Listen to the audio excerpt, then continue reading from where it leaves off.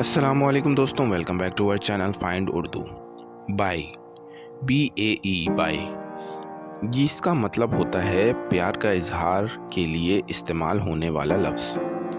Bye एक informal लफ्ज़ है जो अक्सर किसी को प्यार से बुलाने के लिए यूज़ होता है, जैसे बॉयफ्रेंड, गर्लफ्रेंड या क्लोज फ्रेंड। ये इंग्लिश स्लैंग है और इसका मतलब है before anyone else, BAE bae, जो दिखता है कि वो इंसान आपके लिए सबसे स्पेशल है। You are my bae forever, तुम हमेशा के लिए मेरे सबसे प्यारे हो।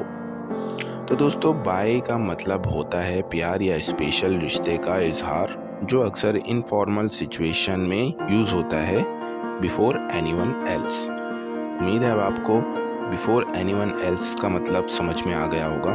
मिलते हैं नेक्स्ट वीडियो में। शुक्रिया।